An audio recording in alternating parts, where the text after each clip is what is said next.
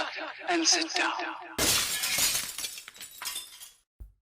Hello gang, Colin here, Festus 67's Workshop, and welcome to issue 19 of Build the Legendary RoboCop from the wonderful folks at Fanhome. Yes, now remember, if you want to grab this for yourself, click this link all the way along there. And head over to the Fanhome website and start your subscription, folks. You can then be building along with me. So in this week's issue of the magazine, we have got Designing RoboCop number 6, Lights, Cameras, Action. It says here, RoboCop is a combination of action, cinema and science fiction, and the visual effects work is closer to the first of these genres. It achieves a more organic result, far removed from the artificiality of an image added in post-production, simply by the intelligent use of lighting and image treatment in the great cinematic tradition. Yes, folks, old school filming. Work to treat. Some more history there and information on the making of the movie, the original colour palette there and storyboards. Obviously, to get the atmosphere in the scene, they added lots of dust and things like that. And obviously, television sequences. Yeah, absolutely. And I liked this POV camera angle as well, where they done the targeting special effects and things like that. It was all very cleverly done. Breakdown of the contents of this issue, which are the parts of the left knee joint, section 2. We've got an outer membrane that goes on. We've also got the upper left knee support. And you've got some BP screws as well, folks, that we're going to be using. So you will need the previous issue's left knee piece. If you remember rightly, I do believe it was that. So you're going to need that, folks. If you remember, we put that together on the last issue. So I'll just put that to my left so that I know I've got it. Gives you an idea there on how it all goes together. Pretty straightforward issue, this one.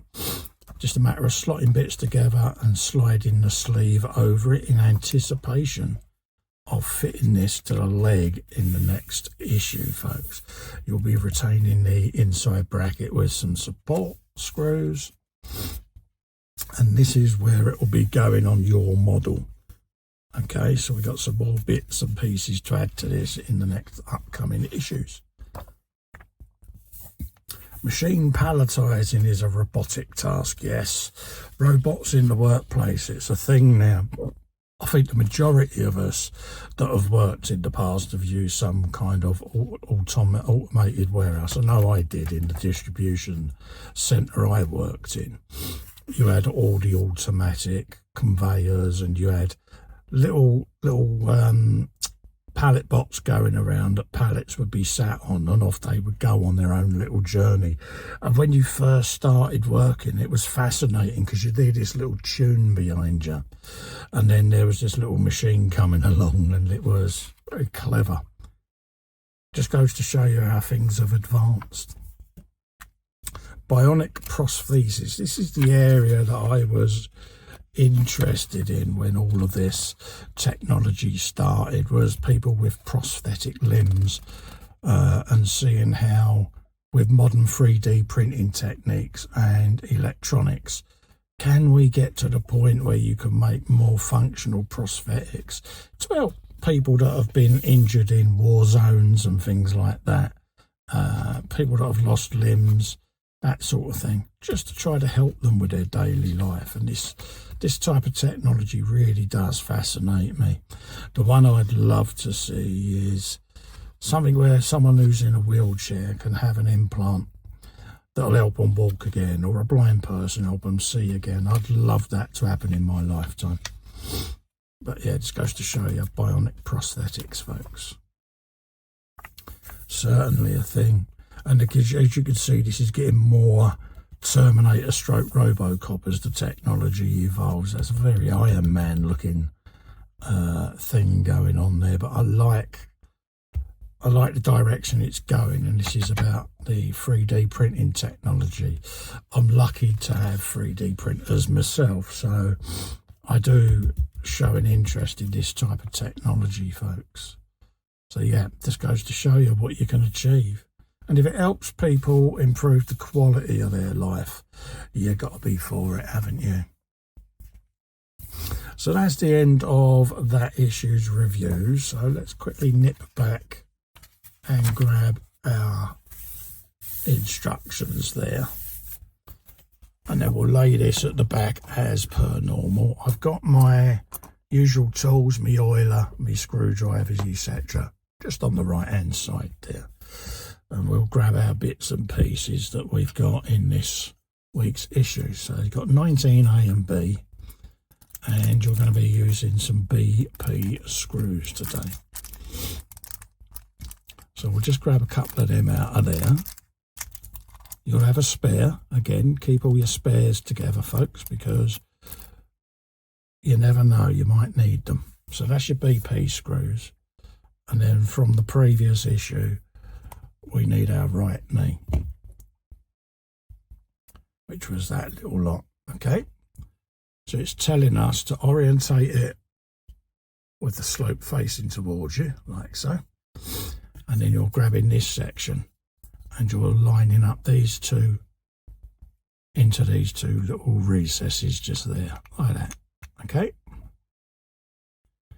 and then you'll be putting in your BP screws. So that's what you're looking for. So we'll just grab them and we'll put them in. Just be on the safe side. So let's just choose the correct screwdriver, see which one we need on this issue. Looks like it's going to be the slightly smaller one. So let's just pop that in place. Just like so. It's telling us also to put the sleeve on, isn't it? So let's just make sure to put the sleeve on first. There you go, Cole. So we want it that way round, like that. I'll pop that on there, just like that. Didn't think it looked right, see? Remember, mate, put your sleeve on.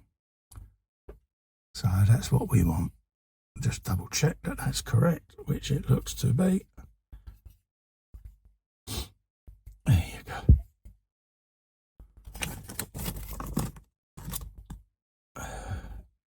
Just double check. Yep, that's fine. And tuck that in there. Right in there.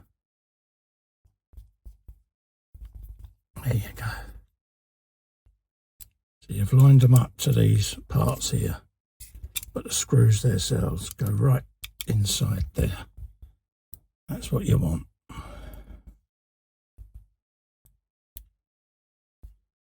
So I'll put the last dab of oil on there and then send that home like so.